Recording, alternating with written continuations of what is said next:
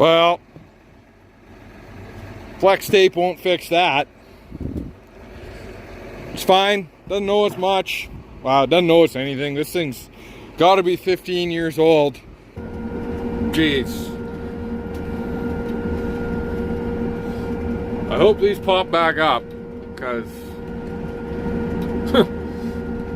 they are definitely not straight, because I'm doing almost a dead straight line north and south by hand. I also know who did this, and he's the guy running the camera. I gotta show you something here. This is what Dad and I found out today. Oh, there's a little bit of flea beetle damage here too. Not bad. I've seen a lot worse. Like, you would have to have most of the field look like that, or worse, like that.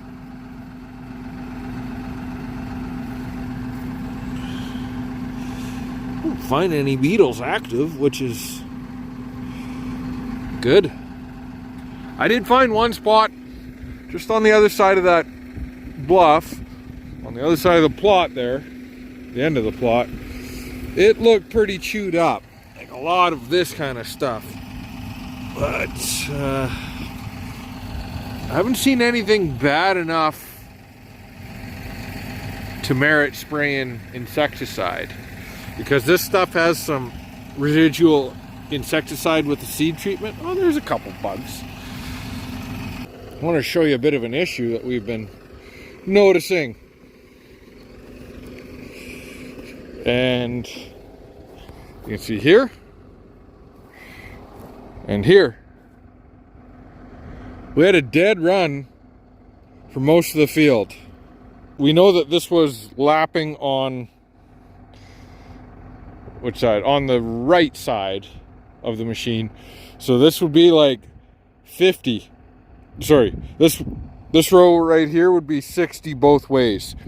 We did adjust our offset. It looks like we could have done a little more. It also looks like up there where they converge, that shank might have been a hair loose. And I do recall at one point here we had to tighten up one of the shanks. We just noticed it was floppy. This dead run is the same as that dead run. Now, we should have been getting alarms,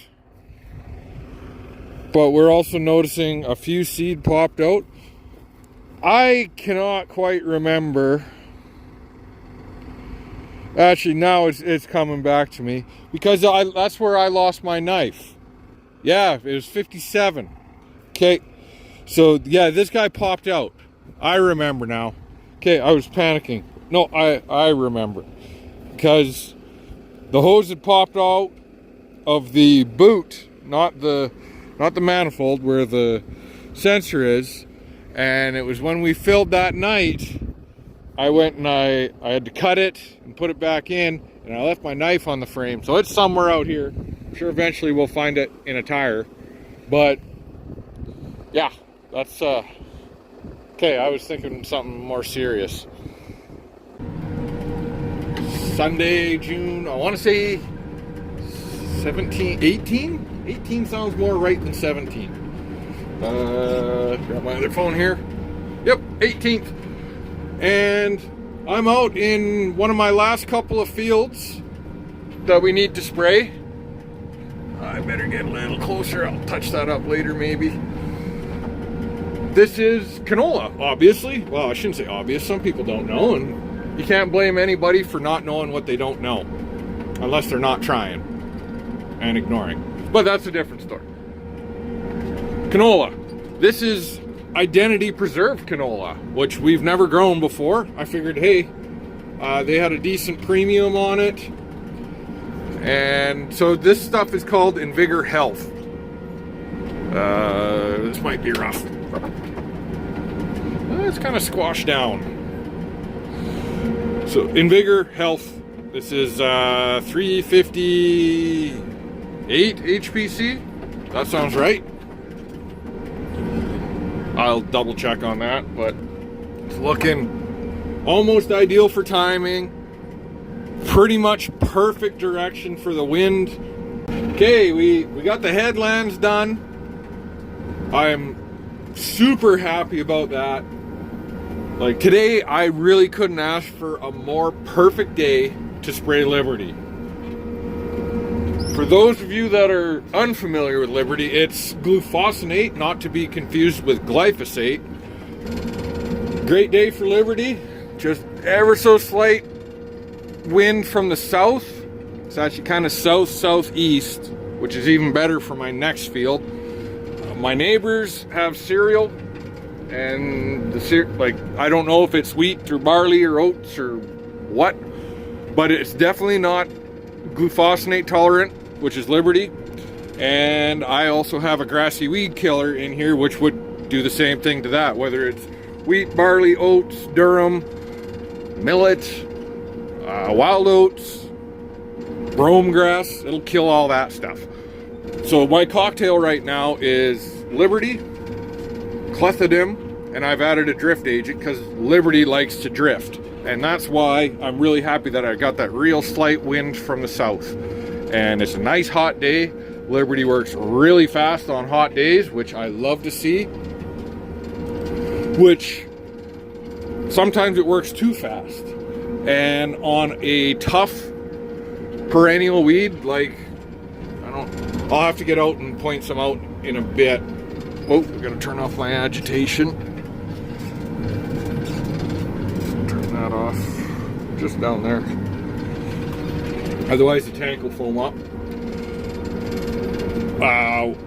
On tough perennials like Canada thistle, it'll do what's called a top kill. It kills the plant too fast, but it doesn't kill the root. And by not killing the root, it'll come back. So I had to come out here a few days ago, 3 days ago, and spray clopyralid, which is a different chemical that needs to, it's got a couple, it kills in a couple different ways, and it's got some suppression and whatnot. Holy shit, there's a cloud. Anyhow, I sprayed it. It's really good on the thistles, and like Canada thistle and south thistle. I had to come out here because last year I think it kind of got blown in because a lot of that was too wet to seed. Lots of south thistle out here, lots of Canada thistle. So I decided, hey, I'm gonna bite the bullet and spray some expensive chemical. Something that needs to be mentioned is that because I sprayed clopyralid here, I can't have peas next year. It has some residual action in the ground, and peas do not do well at all. Oh yeah. You guys are having a bad day, and that's what I like to see. That means that clopyralid's working. All right, here's a good spot to take a look at some thistle. This is Canada thistle. And these guys are in some serious distress. You can see the leaves are kind of wilty and twisted. They're very prickly, so I'm gonna be a baby about it. They're all twisted, showing the wrong side up. They like to grow nice and straight up and flop out. They're all twisted. This guy's a bit bigger. You can start seeing some damage in the stem, and the leaves have some discoloration. Let's see if I can do this. Ow, ow, ow, ow. It's a fair bit bigger, but it's gonna go down to the root as well. The Liberty's gonna get what this didn't kill. Yet right beside it is a lot of healthy looking, some smaller canola plants. This guy's all twisted. That got really twisted. And that's the difference. You can get them a little bit smaller.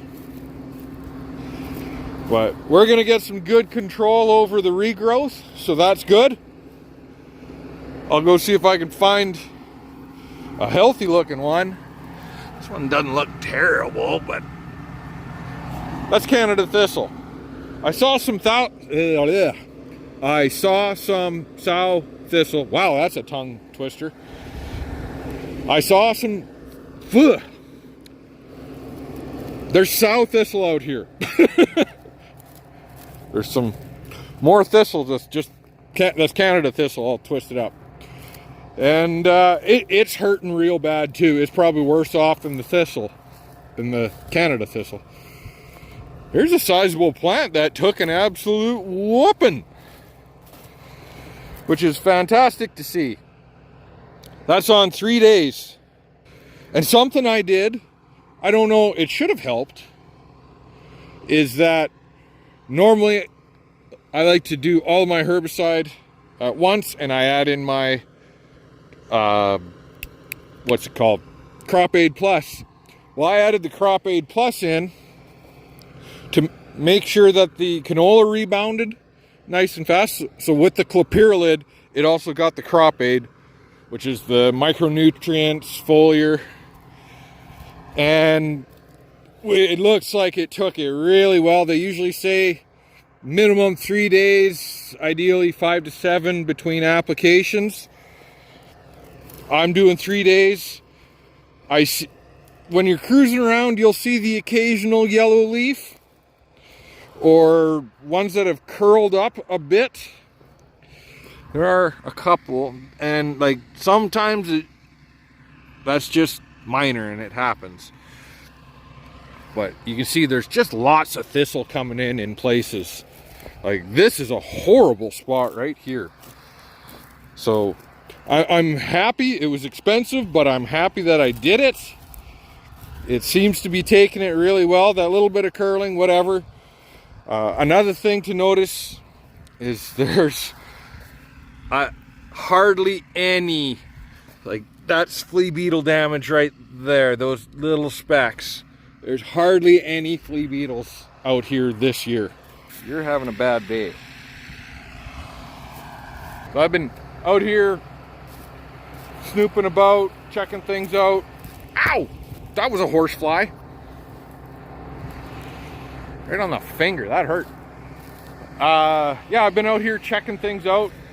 Looks pretty good except for the thistles, and the thistles are dying, which is great. And any thistles that didn't die are going to struggle next year. They're either going to die from, get a top kill from the Liberty, and then they'll struggle to regrow because they'll be canopied over, and that clopyralid's going to have a little bit of residual in the soil, in the roots, and make it real hard for them to grow. And then any plants that absorb clopyralid this year will actually release a little bit next year as they decompose. And that's how you kind of get the residual suppression.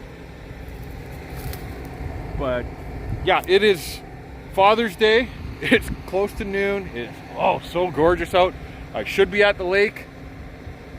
I'm smoking a brisket for Dad right now, so I got to get things rolling here. Anyhow, happy Father's Day to all the fathers out there. I know it's going to be late by the time I post this video, but yeah, enjoy your day, and thanks for watching.